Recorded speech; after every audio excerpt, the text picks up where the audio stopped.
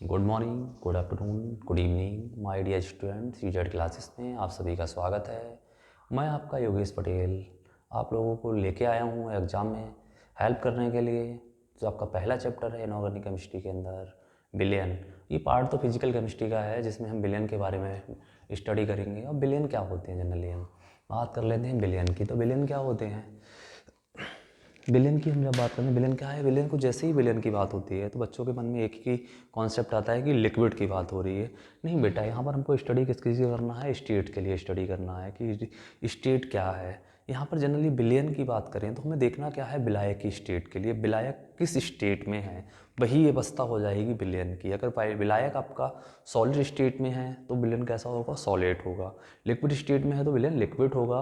और आपका gaseous state में है तो विलन कैसा हो जाएगा, गैसियस हो जाएगा। क्योंकि अगर हमारे पास में एक पहले चैप्टर हुआ करता था लास्ट ईयर तक, जब सरफेस केमिस्ट्री पढ़ते थे तो उसमें हम प्रक्षिप्त व्यवस्था और प्रक्षेपण माध्यम के बारे में, इंड्यूस फीड एंड इंडक्शन के बारे में हम बात करते थे।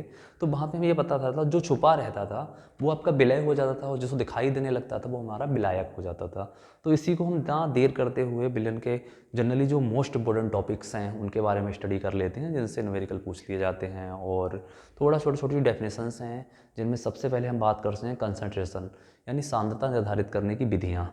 अब सांद्रता निर्धारित करने की विधियाँ में सबसे पहला टॉपिक है आपका परसेंटेज। तो परसेंटेज क्या है, अब बिलियन में विलय की सांद्रता या मात्रा के अनुपात को प्रतिशतता कहते हैं। अब जो कोई बिलियन है उसके अंदर हमने क्या विलायक डाला, कोई विलायक है, बिलियन के अंदर दो सब्सटेंस होते हैं, एक का विलय होता है, दूसरा विलायक होता है। विलय क्या करते हैं, अपनी अवस्था को त्याग देते हैं और सॉल्वेंट में कन्वर्ट हो जाते हैं या चेंज हो जाते हैं। तो उन सबको हम क्या कहते हैं, दोनों ही जब कंडेंस फेस में आ जाते हैं एक दूसरे में मिल जाते हैं तो क्या बनता है, विलयन बनता है। अब विलयन के टाइप्स की बात कर लो तो एक आपके पास समांगी विलयन है, दूसरा विषमांगी विलयन है। समांगी में क्या होता है, जब इसमें विलय पूर्णतः अपनी अवस्था को त्याग दे और विलायक की अवस्था में परिवर्तित हो जाए तो समांगी विलयन है। और विषमांगी में क्या होता है कि विलय अपनी पूर्णता अवस्था को कन्वर्ट नहीं करता है विलायक में, तो ऐसे विलयन क्या कहलाते हैं, विषमांगी विलयन कहलाते हैं। अब जनरली हम परसेंटेज में सबसे पहले टाइप की परसेंटेज को भी हमने क्या किया, छोटे छोटे ग्रुप्स में डिवाइड कर दिया। पहला ग्रुप की बात करें हम तो किसमें क्या हुआ, हमारे पास सॉल्यूट एंड सॉल्वेंट दोनों ही क्या थे, सॉलिड फॉर्म में थे। जो सॉलिड फॉर्म में थे तो उसको हमने बोल दिया मास परसेंटेज। और मास परसेंटेज जब भी हमारे दिमाग में आता है परसेंटेज का टॉपिक, तो परसेंटेज को आप समझ लीजिए 100 ग्राम होगा। और परसेंटेज को निकालते कितने, 100% में निकालते हैं। तो इसके साथ हम इसकी डेफिनेशन को स्टडी करते हैं मास परसेंटेज की। तो मास परसेंटेज क्या होता है, किसी बिलियन के 100 ग्राम में उपस्थित विलय पदार्थ का ग्राम में द्रव्यमान उस बिलियन की द्रव्यमान प्रतिशतता कहलाता है।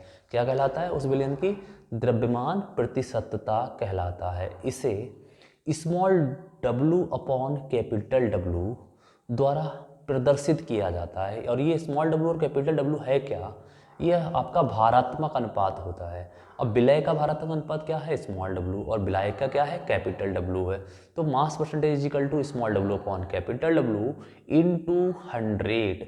अगर हम बात कर रहे हैं कि कहीं पर विलय और विलायक की दोनों की मात्राएं अलग अलग दे रखी हैं और उनसे विलयन बन रहा है, और विलय जो है पूर्णतः डिजॉल्व नहीं हो पा रहा है उसमें, तो क्या करते हैं, तो उसके लिए फार्मूला हम लगा देते हैं mass percentage is equal to W1 upon W1 plus W2 into 100।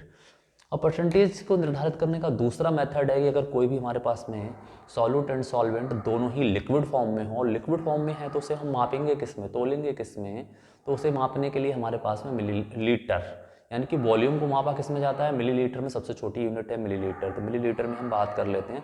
तो मास यहाँ पर आपका वॉल्यूम परसेंटेज जो था, तो वॉल्यूम परसेंटेज की बात करिएगा तो किसी बिलियन के 100 ml, किसी बिलियन के 100 ml आयतन में उपस्थित, अब आयतन भी है 100 ml आयतन है, और आयतन में उपस्थित है कौन है, विलय पदार्थ, यानी कि जिसकी क्वांटिटी कैसी हो, लेसर क्वांटिटी। विलय पदार्थ के ml में आयतन को उस विलयन की वॉल्यूम परसेंटेज कहते हैं, और इसे small w upon capital B द्वारा प्रदर्शित करते हैं। तो फार्मूला हो जाएगा इसका, volume percentage is equal to small w upon capital W, capital sorry small b upon capital V into 100। दूसरा फार्मूले की हम बात कर लेते हैं। जब दोनों ही सॉल्वेंट हमारे पास में हैं, दोनों ही लिक्विड जो दे रखे हैं हमारे लिए, solute and solvent, different quantity या डिफरेंट स्टेटस में हैं, दोनों ही के बीच में जो आपका इंटरेक्शन फोर्सेस हैं वो डिफरेंट हैं, और इंटरेक्शन रिएक्शंस हैं वो भी डिफरेंट टाइप्स की हो रही हैं। तो उसके लिए फार्मूला हो जाता है small W upon capital small B upon capital B is equal to B one plus B two into 100। अब तीसरी बात कर लेते हैं परसेंटेज की, तो उसे बोलते हैं मास वॉल्यूम परसेंटेज। मास वॉल्यूम परसेंटेज की अगर हम बात करें तो इसमें आपके पास में जो सॉल्यूट होगा वो किस फॉर्म में होगा, सॉल्यूट हमारा है सॉलिड फॉर्म में होगा, और सॉल्वेंट किस में होगा, आपका लिक्विड फॉर्म में होगा। बट सॉल्यूट डिजॉल्व हो जाएगा और दोनों का जो रेशो होगा उसे हम कहते हैं मास वॉल्यूम परसेंटेज। अब किसी बिलियन की 100 ml आयतन में उपस्थित, आयतन कितना है, 100 ml आयतन है, आयतन में उपस्थित विलय पदार्थ का ग्राम में द्रव्यमान, अब ग्राम में तोल रहे हैं तो कैसा होगा, सॉलिड्स होगा, ग्राम में द्रव्यमान, उस बिलियन की द्रव्यमान आयतन प्रतिशतता कहलाती है। इसे small W upon capital B से प्रदर्शित करते हैं, क्योंकि बी कैसा है यहाँ पर हायर अमाउंट में है, और आपका जो भी आपके लिए सॉलिड सब्सटेंस दिया वो कैसा है, लेसर अमाउंट में है। जब लेसर अमाउंट में है तो इसके लिए फार्मूला बन जाएगा mass volume percentage is equal to small W upon capital B into 100। अब इसमें फोर्थ टाइप का परसेंटेज को कंटेन करने के लिए दिया हुआ है पार्ट्स पर मिलियन, इसे कहते हैं पीपीएम में सांद्रता। अब किसी विलय पदार्थ के भागों की वह संख्या जो किसी बिलियन के 1 मिलियन यानी 10 की पावर 6, 1 मिलियन की बात होती है, 10 लाख की बात कर रहे हैं, 10 की पावर 6 भागों में उपस्थित हो, पार्ट्स पर मिलियन कहलाती है। इससे पीपीएम से व्यक्त करते हैं। अब PPM is equal to W upon W1 plus W2 into 10 की पावर 6। दूसरा, ये सॉलिड सब्सटेंस भी हो सकते हैं, लिक्विड सब्सटेंस भी होते हैं। तो लिक्विड सब्सटेंस के लिए अगर फार्मूले की बात करते हैं, पीपीएम में सांद्रता इज इक्वल टू हो जाता है B1 प्लस B2 इंटू 10 की पावर 6। कितना हो जाता है, 10 की पावर 6 हो जाता है। अब दूसरा टाइप है कंसंट्रेशन को निर्धारित करने का, ग्राम प्रति लीटर में है, सांद्रता की बात करते हैं, ग्राम प्रति लीटर में कंसंट्रेशन की बात कर रहे हैं। तो किसी बिलियन के 1 लीटर आयतन में उपस्थित, किसी बिलियन के 1 लीटर आयतन में उपस्थित विलय पदार्थ का ग्राम में द्रव्यमान उसकी ग्राम प्रति लीटर में सांद्रता या शक्ति कहलाता है। ग्राम प्रति लीटर में सांद्रता, विलय पदार्थ का द्रव्यमान किस में होगा, ग्राम में होगा, और बिलियन का आयतन किस में होगा, लीटर में होगा। तो ग्राम प्रति लीटर में क्या कहलाता है, कंसंट्रेशन कहलाता है। अब तो इसे जब यहाँ पर विलय पदार्थ हमारा किस में था, ग्राम में था, तो उसे W द्वारा रिप्रेजेंट करेंगे, स्मॉल w द्वारा। आयतन किस में था हमारे पास में, आयतन था जो आपका लीटर में था, उसे कैपिटल V द्वारा रिप्रेजेंट करेंगे इंटू 1000। अब इंटू 1000 हम इसलिए ले लेते हैं क्योंकि यहाँ पर आपके पास में जो दे रखा है स्मॉल w तो आपके पदार्थ की मात्रा हो गई। अब जो वॉल्यूम दे रखा था वो किस में दे रखा था, लीटर में। तो 1 अपॉन कितने, बी अपॉन कितना हो रहा है, 1000। तो 1000 जब मल्टीप्लाई करेंगे तो हमारा ये फार्मूला निकल के आता है, ग्राम प्रति लीटर में सांद्रता is equal to small w upon capital B into 1000। तीसरी हमारे कंसंट्रेशन को निर्धारित करने का मेथड है नॉर्मलिटी। नॉर्मलिटी दिखाती है स्ट्रेंथ ऑफ सॉल्यूशंस के लिए। अब स्ट्रेंथ ऑफ सॉल्यूशंस में यहाँ पर ये नॉर्मलिटी जो है, यहाँ टेम्परेचर का भी इफेक्ट होने लगता है। अब वॉल्यूम है तो वॉल्यूम वाले चीज़ों में वॉल्यूम का की आवश्यकता होगी, वो सबके सब क्या होंगे, टेम्परेचर के इन्वर्सली प्रोपोर्शनल होंगे। तो नॉर्मलिटी की हम बात कर लेते हैं, किसी पदार्थ की ये लीटर में होगी, तो विलय के 1 लीटर में, कोई विलय पदार्थ है उसके 1 लीटर में घुले विलय के ग्राम मोलों की संख्या, ग्राम तुल्यांकों की संख्या को बिलियन की नॉर्मलता कहते हैं, इसे कैपिटल N द्वारा प्रदर्शित करते हैं। अब नॉर्मलिटी है क्या, विलय पदार्थ के ग्राम मोलों की संख्या बटे बिलियन का आयतन, वो भी किस में होगा, लीटर में। अब विलय पदार्थ के अगर हम मोलों की संख्या की बात करते हैं तो मोलों की संख्या क्या होती है, स्मॉल n है, विलय पदार्थ है तो स्मॉल n है, और विलायक के लिए हम कैपिटल N मान लेते हैं, बट जनरली n होती है मोलों की संख्या, जिसे एवोगाद्रो साहब ने बताया हुआ था। तो यहाँ पर capital N is equal to small n upon capital V, मोलरता के लिए हम फार्मूला लगा देते हैं, विलय पदार्थ के मोलों की संख्या बटे आयतन लीटर में होता है। तो N is equal to small w upon अब यहाँ पर क्या लगता है मिली तुल्यांक क्या होती है? हम मिली तुल्यांक की बात करते हैं तो आयतन पदार्थ का द्रव्यमान किस में हो? ग्राम में हो, और भार अणुभार किस में दे रखा हो? मोलर द्रव्यमान किस में दे रखा हो? तुल्यांकी भार किसके? W/E। E क्या है? तुल्यांकी भार, और वो भी किस में हो? आयतन किस में है? 1 लीटर में। तो इन सबका जो अनुपात निकल के आता है उसी को हम कहते हैं नॉर्मलिटी। तो N = स्मॉल W/E × B × 1000। तो नॉर्मलिटी जो होती है टेम्परेचर के इन्वर्सली प्रोपोर्शनल टू, यानी कि ताप बड़ा होगी तो नॉर्मलता घटेगी और टेम्परेचर कम होगा तो नॉर्मलता मैक्सिमम होगी। तो T = 1 कंसंट्रेशन, यानी कि सांद्रता घट जाएगी किस फॉर्म में? लिक्विड फॉर्म में। अब फोर्थ मेथड की हम बात करते हैं, वो है आपका मोलरिटी। मोलरिटी भी वॉल्यूम के ऊपर डिपेंड करता है। जो वॉल्यूम के ऊपर डिपेंड करेगा तो ये भी टेम्परेचर के इन्वर्सली प्रोपोर्शनल टू हो जाएगा। अब यहाँ बिलियन की बात कर लेते हैं। बिलियन के 1 लीटर में घुले विलय पदार्थ के ग्राम मोलों की संख्या, विलय पदार्थ के मोलों की संख्या को बिलियन की मोलरता कहते हैं। इसे कैपिटल M द्वारा प्रदर्शित करते हैं। क्या है भैया? देखो दोबारा से सुन लीजिए डेफिनेशन के लिए। बिलियन के 1 लीटर में घुले विलय पदार्थ के मोलों की संख्या को बिलियन की मोलरता कहते हैं। इसे कैपिटल M द्वारा प्रदर्शित करते हैं। मोलरता की बात करें तो मोलरता के लिए फार्मूला होता है मोलरता = विलय पदार्थ के मोलों की संख्या बटे बिलियन का आयतन लीटर में। अब विलय पदार्थ के मोलों की संख्या क्या हो गई? N हो गई, और आयतन लीटर में क्या हो गया?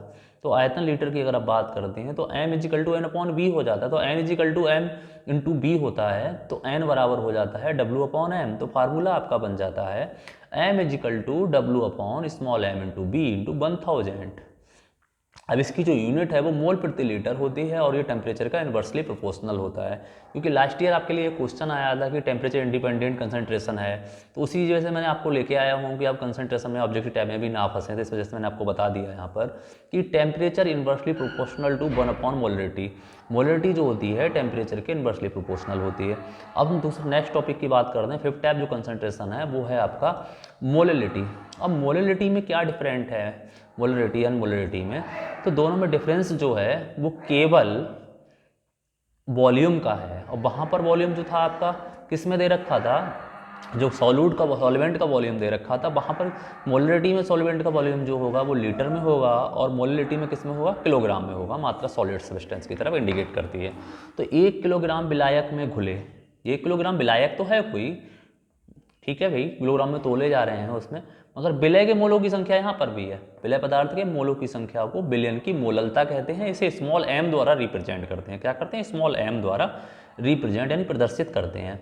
अब बिलियन की मोललता की बात कर लेते हैं। तो विलय के मोलों की संख्या बटे विलायक का द्रव्यमान ग्राम में होगा। विलायक का द्रव्यमान किस में होगा? ग्राम में होगा, तो × 1000 होगा। अगर किलोग्राम में होगा तो 1000 का इस्तेमाल हम नहीं करते हैं। अब मोलरता जो आपकी है और यहाँ पर वॉल्यूम नहीं है, तो ये टेम्परेचर के डायरेक्टली प्रोपोर्शनल टू होती है। और मोलरता यानी कि टेम्परेचर कैसी होगी? फ्री होगी। यहाँ कंसर्न यहाँ आपको लिक्विड नहीं दे रखा है तो टेम्परेचर से कोई भी परिवर्तन नहीं होगा। मोलरता ताप पर निर्भर नहीं करती है मोलरता आपकी। तो small n = small W/ capital M भी लिख सकते हैं हम। स्मॉल m भी लिख सकते हैं इसके लिए, क्योंकि मोलों की संख्या की बात कर रहे हैं। जब मोलों की संख्या की बात करते हैं तो m = स्मॉल m = आपका एक फार्मूला तो ये बन जाता है small W/ capital M × capital W × 1000। दूसरा मोललता को हम बात करते हैं तो जो विलय की मात्रा थी, आपका अनुपात था, उसके लिए हमने x मान लिया, और विलायक क्या मान लिया? कैपिटल W मान लिया। W किस में था? किलोग्राम में था, तो x/W × 1000 हो सकता है फार्मूला। तो इससे अब इसके जो मात्रक की बात करते हैं, यूनिट की बात करते हैं, तो वो तो किलोग्राम प्रति मोल या मोलल होती है। अब मोलल क्या है? मोलल के बारे में थोड़ा सा हम देख लेते हैं यहाँ पर। मोलल किसे कहते हैं? मोलल विलयन क्या होता है? विलायक के 1 किलोग्राम पदार्थ का, विलायक के 1 किलोग्राम पदार्थ का 1 मोल में 1 मोल उपस्थित होने पर विलयन को मोलल विलयन कहा जाता है। यानी विलायक जो दे रखा है उसके 1 किलोग्राम में पदार्थ का 1 मोल उपस्थित हो, तो ऐसे विलयन क्या कहलाएंगे? आपके मोलल विलयन कहलाएंगे। नेक्स्ट बात करते हैं द्रव्यमान प्रतिशत की। अब द्रव्यमान प्रतिशत स्मॉल W/। अब देखो हमारे पास में क्वेश्चंस दे रखे हैं, इस टाइप के क्वेश्चंस आपके पास में आते हैं। द्रव्यमान प्रतिशतता द्वारा विलयन की नॉर्मलता और मोललता ज्ञात करना। तो दोनों में ही हम संबंध यहाँ दर्शा देते हैं। इनके संबंध की बात कर रहे हैं तो विलयन की नॉर्मलता क्या होती है?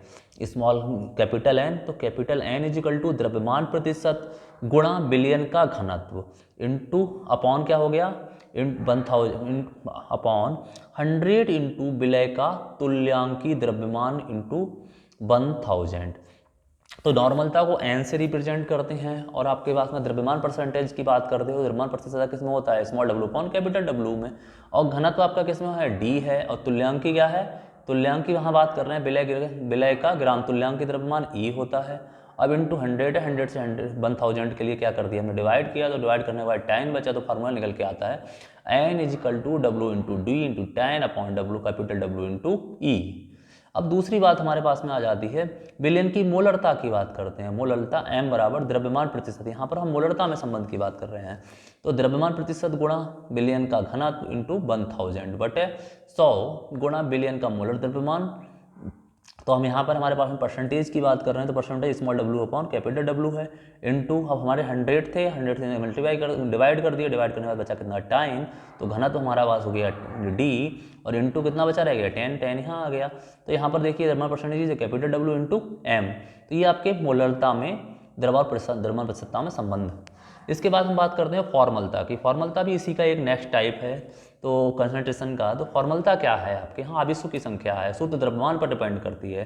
किसी विलयन के 1 लीटर आयतन में घुले विलय पदार्थ के ग्राम सूत्र द्रव्यमानों की संख्या को, विलय पदार्थ के ग्राम सूत्र द्रव्यमानों की संख्या को उस विलयन की फॉर्मलता कहते हैं, यानी फॉर्मेलिटी कहते हैं, जिसे कैपिटल F द्वारा प्रदर्शित करते हैं। फॉर्मलता बराबर होता है विलय पदार्थ के ग्राम सूत्र द्रव्यमानों की संख्या बटे विलयन का आयतन इंटू 1000। यहाँ पे भी आयतन किस में होगा, लीटर में होगा, और लीटर के लिए हम किस में चेंज करते हैं, मिलीलीटर में, तो यहाँ क्या करते हैं 1000 को मल्टीप्लाई करना ही है।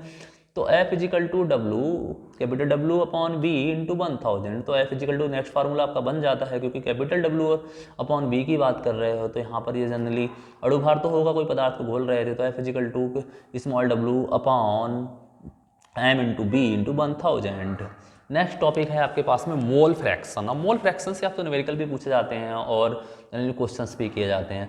अब यहाँ पर हम बात करते हैं किसी विलयन में जो प्रत्येक विलय और विलायक दोनों ही होते हैं, तो दोनों के ही मोल्स होते हैं। उन मोल्स के लिए यानी कुछ पदार्थ की मात्रा घुल रही होती है, पदार्थ की मात्रा यानी कि W, और उसका कुछ अणुभार भी होता है यानी कि m, W अपॉन m का जो रेशो होता है उसे मोल कहते हैं। और मोलों का जो अनुपात होता है उसे मोल प्रभाज कहा जाता है। विलय के मोलों की संख्या, विलायक के मोलों की संख्या तथा विलयन के मोलों की, यानी विलय और विलायक के मोलों की संख्या को कुल योग विलय के अनुपात में और विलायक के अनुपात में जब स्टडी किया जाता था तो मोल प्रभाज कहलाता था। जनरली से हमने एक शॉर्ट डेफिनेशन बना रखी है, किसी विलयन में उपस्थित विलय एवं विलायक के मोलों की संख्या के अनुपात को मोल प्रभाज कहते हैं। इसे x द्वारा प्रदर्शित करते हैं, इसे x द्वारा प्रदर्शित किया जाता है। तो मोल प्रभाज बराबर फार्मूला होता है विलय के मोलों की संख्या यानी कि स्मॉल n, विलय के दूसरा है इसके नीचे अपॉन में है हमारे पास में विलय के मोलों की संख्या स्मॉल n प्लस विलायक के मोलों की संख्या कैपिटल N। तो हमारा x is equal to small n upon small n plus capital N। अब यहाँ पर small n is equal to small w upon m होता है और capital N is equal to capital W upon capital M होता है। तो कैपिटल W तो आपके कैपिटल X इजिकल टू हो जाता है small W upon small m upon small w upon small m plus capital W upon capital M। ये सब जो पूरा का पूरा जो x इजिकल टू यहाँ पर ये सब का सब x इजिकल टू किसके बराबर होता है, 1 के बराबर होता है, क्योंकि पूरे के पूरे विलयन के अंदर पूरे विलयन का जो मोल फ्रैक्शन होता है वो कम्प्लीटली 1 होता है, यानी कि मोल फ्रैक्शन भी कम्प्लीटली 1 होता है।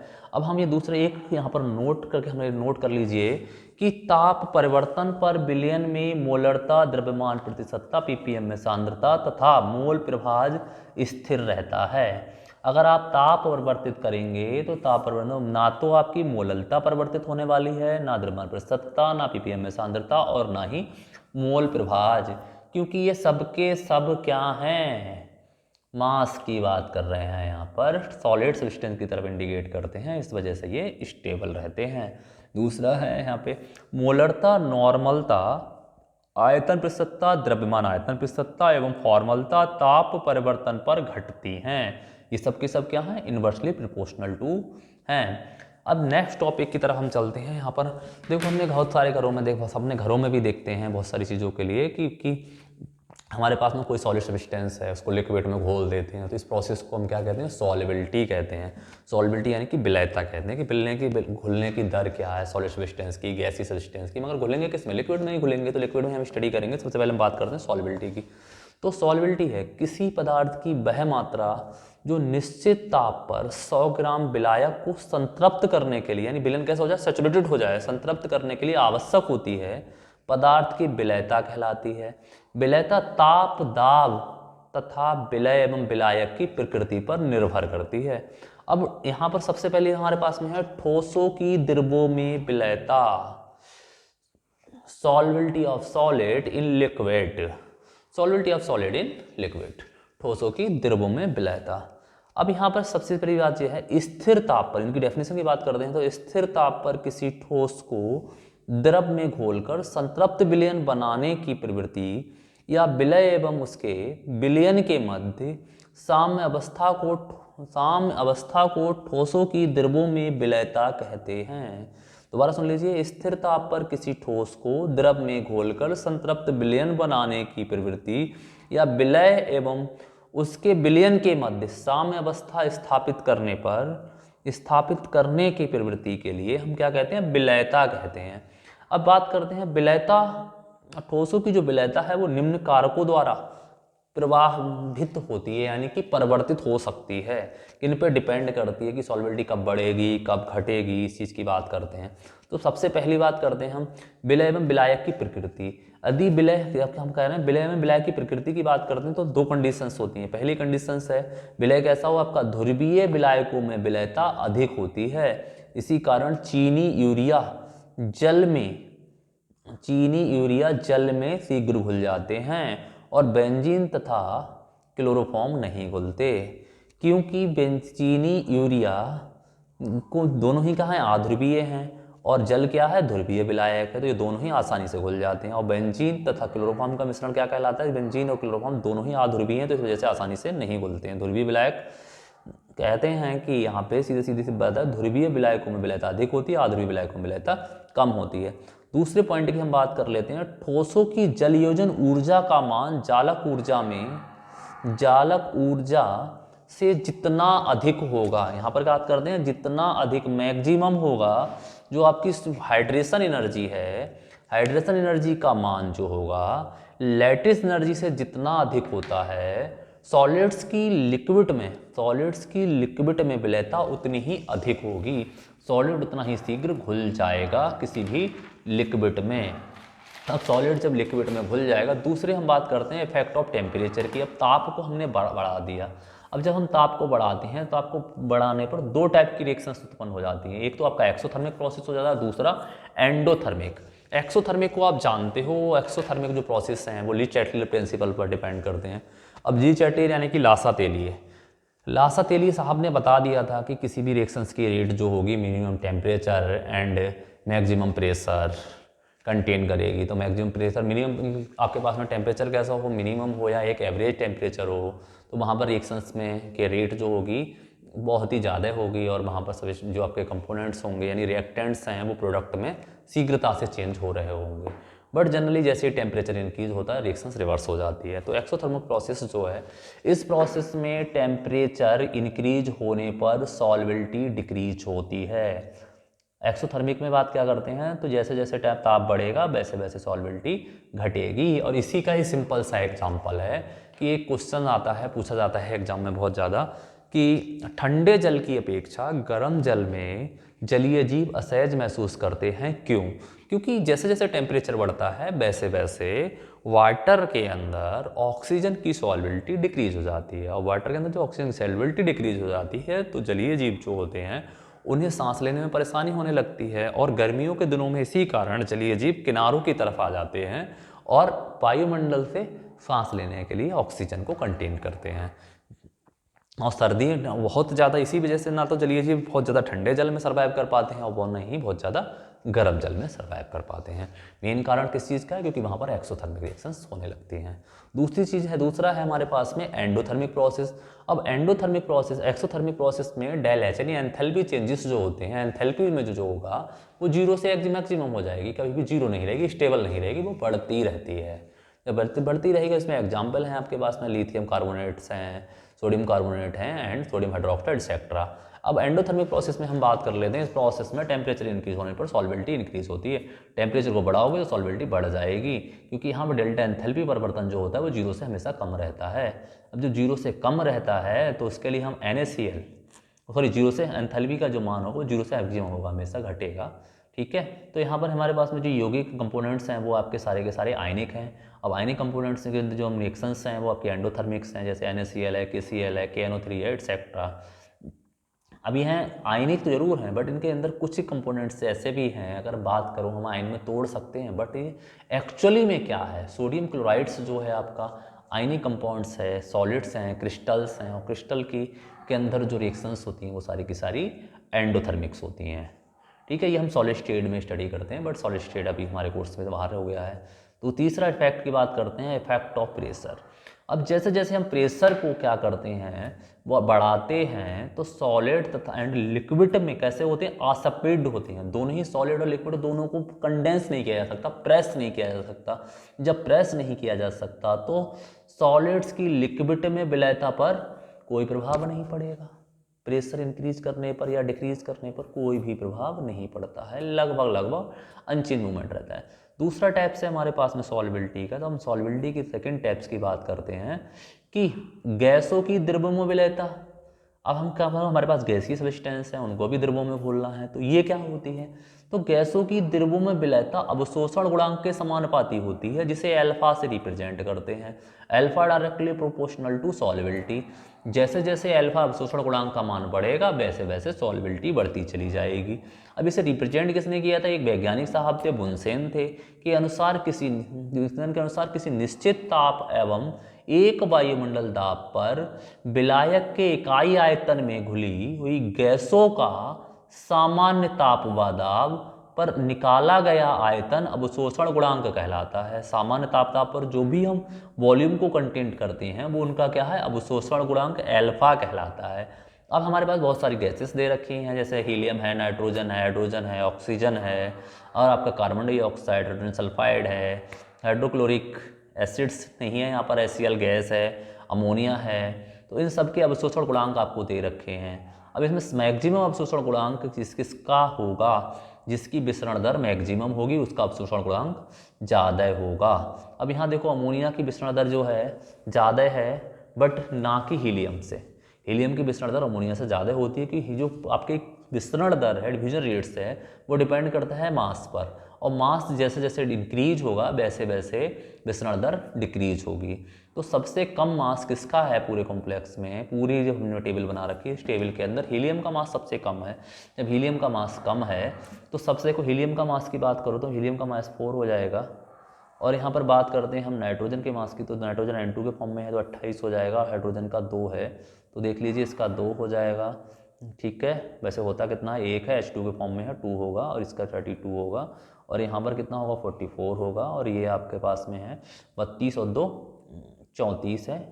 ठीक है, और ये आपका 36.5, और ये आपके पास में 17 है। अब इसे इनिशियल सबसे ज़्यादा होगी आपके पास में हाइड्रोजन है, उसके बाद में आपका हीलियम आ जाएगा, उसके बाद में आपके पास में देख लीजिए तीसरे नंबर पे हाइड्रोजन सल्फाइड जाएगा या नाइट्रोजन जाएगा, और तीसरे नंबर पे आपका अमोनिया, चौथे नंबर पर नाइट्रोजन, और चौथे नंबर पे आपके पास में है बहुत ही बेस्ट ऑप्शन है ऑक्सीजन, और 5वें नंबर पे आपका हाइड्रोजन सल्फाइड चला जाता है। तो ये डिपेंड किस पे करती है, मास के ऊपर डिपेंड करती है, इनकी विसरण दर, ना कि सॉल्बिलिटी के ये आपका हमने टेबल बना रखी है। जैसे जैसे अवशोषण गुणांक का मान बढ़ता जाएगा वैसे वैसे सॉल्बिलिटी बढ़ती चली जाएगी। तो अमोनिया की सॉल्बिलिटी वाटर में बहुत ज़्यादा होती है।